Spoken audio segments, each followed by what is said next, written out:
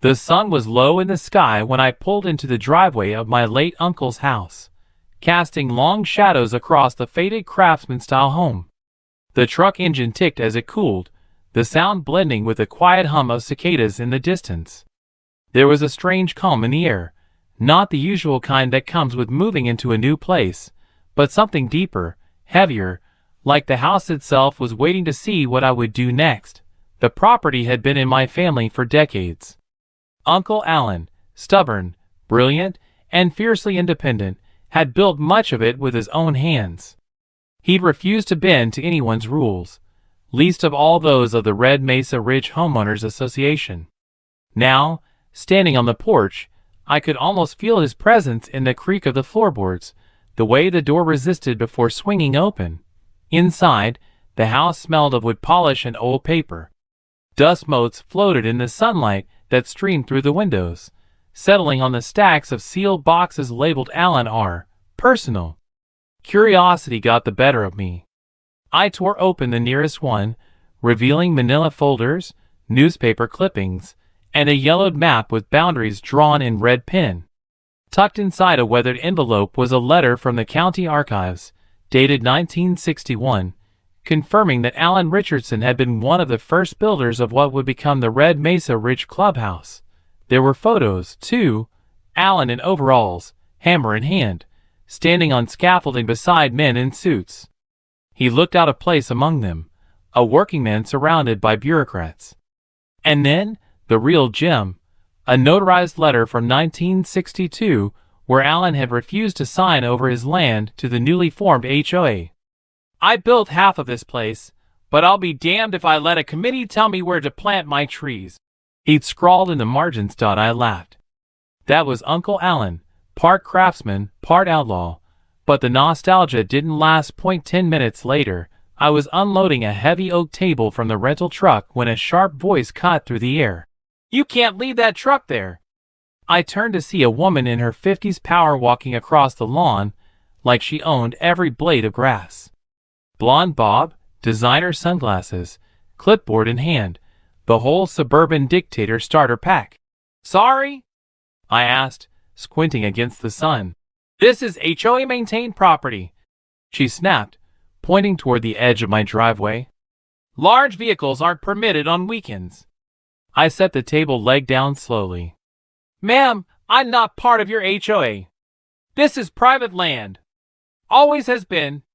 Her lips thinned into a smile so tight it could have snapped steel wire. "Oh, I know this property. You must be Alan's nephew." She extended a manicured hand. "Karen McNally, president of the Red Mesa Ridge HOA." I didn't shake it. "That perimeter zone is mine," I said, nodding toward the property line. "Check the county records if you'd like." She blinked like I'd insulted her ancestors. "I'll be watching," she muttered before retreating. 15 minutes later, the police arrived. Karen had called 911, reporting a male suspect seen stealing antique furniture from HOA common property. 2 cruisers pulled up, lights flashing. The lead officer, a square-jawed man with a stare that could make a saint confess, stepped out, hand resting near his holster. "Sir, we got a report about possible theft in progress," he said. "Antique items removed from HOA club property." I kept my hands visible. "You mean the cedar trunk?" I nodded toward the porch. "That belonged to my uncle. It's got his initials branded on the bottom." Before he could respond, Karen reappeared, clutching a glossy photo. "That's it," she declared, thrusting it toward the officer. "That trunk was stolen from our clubhouse years ago." I glanced at the picture. The trunk in it had different metalwork, a different base, nothing like mine. But Karen didn't care. To her, a vaguely similar box was proof enough. The officer sighed. "Ma'am, do you have any records? Police reports? Insurance claims?" Karen stiffened. "We didn't file a report. It was presumed misplaced." The cop looked at me. I pointed to the carved initials on my trunk, AR for Alan Richardson, and said, "That photo's from a catalog. I've got documentation inside." After a brief back and forth, the officers left, logging the incident as a property dispute. Karen retreated again, but not before giving me a look like I'd parked a hearse on a playground. I thought that was the end of it. It wasn't. That evening, my phone exploded with notifications. An old classmate tagged me in a Facebook post. A neighbor I'd never met sent a DM. "Is this about you?" I opened the app. There, in the Red Mesa Ridge official HOA group, was a post from Karen. The comments were worse. "Call IC. Probably squatting. Heard he has tools.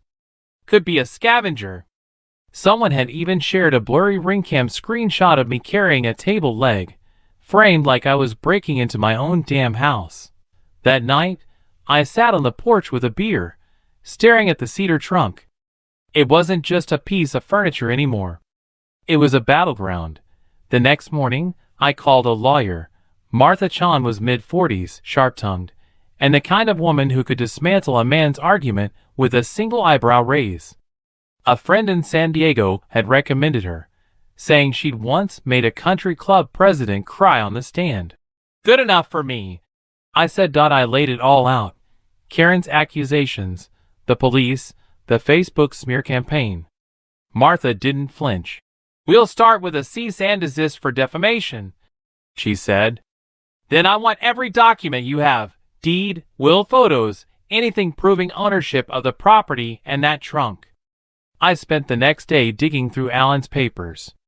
Buried in a stack of invoices was a goldmine, a 1975 receipt from a woodworker in Modesto for restoration of one cedar trunk, class repair, hand-carved initials.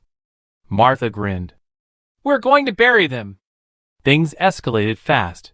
First, my mailbox was ripped off its post, thrown into the bushes with a crude snake spray painted across it. Then came the eggs, 3 splattered across my truck, one still rolling on the hood when I found it. A neighbor across the street watched me clean it off, his expression unreadable. And then, the nails. I reversed out of the driveway one morning and heard the sickening pop-pop of tires puncturing. 3-inch galvanized nails, scattered like breadcrumbs. One stood upright, smug as hell. The police came again, took reports, but did nothing. Then, on a Thursday morning, I came home to find the side gate open. The security footage showed everything. A man in his 60s, balding, wearing gloves in Southern California heat, letting himself in like he owned the place. He spent 10 minutes inside, inspecting furniture, taking photos, even placing a small white sticker under the cedar trunk. Karen's initials. I called the cops. This time, they listened. Officer Ruiz recognized the intruder, Samuel Heller, a disgraced liquidation expert with no business assessing anything, let alone breaking into homes. They filed a report for unlawful entry and attempted theft. But Karen wasn't done. A news crew showed up that night, a perky reporter asking for comment on the antique trunk believed to have been recovered from HOA historical archives. I stared at her. "Get off my land!" The segment aired at 6. Karen stood at the end of my driveway, telling the reporter, "Sometimes when things are lost, they come home in unexpected ways." That was the last straw. The courthouse was a low-slung beige building, justice delivered without flair. Inside, it felt like a coliseum. Martha laid out the evidence, the break-in footage, the forged residency application for Karen's nephew, a board member who didn't exist, the defamatory Facebook posts, the news segment. Karen took the stand, oozing civility, claiming she'd only wanted to preserve the neighborhood's history. Martha dismantled her. "Did you label Mr. Richardson's trunk as HOA property? Did you call the police claiming he was stealing? And the sticker? Was that also a misunderstanding?" Karen stammered. Her lawyer stayed silent. Then Melissa Hammond, the former HOA treasurer, testified. "Karen manipulated votes, misused funds, and ran the board like her personal court." The judge's ruling was swift. "Ms. McNally engaged in a prolonged malicious campaign against Mr. Richardson," he declared. "Defamation, trespass, abuse of HOA governance." You will pay $135,000 in damages and are prohibited from serving on any HOA board for 10 years. He paused. This matter is also being forwarded to the district attorney for criminal review. Karen's face drained. Jail? She whispered. 3 months later, the cedar trunk sat in my workshop, polished to a gleam. I'd installed a brass plaque. People came to see it. Neighbors, strangers, even a couple who asked if they could buy a replica. I only make originals, I told them. Karen vanished, sold her house, fled to Arizona. Last I heard, she tried joining a retirement condo board and was laughed out of the room. On the 4th of July, I hosted a barbecue, just like Alan used to. Tables under string lights, kids running through the grass, laughter like fireworks. A new neighbor wandered over to the trunk, read the plaque, and grinned. Damn, he said. Thought it'd be bigger. I laughed, took a swig of beer. Nah, I said. Just heavy enough to bury a tyrant's career.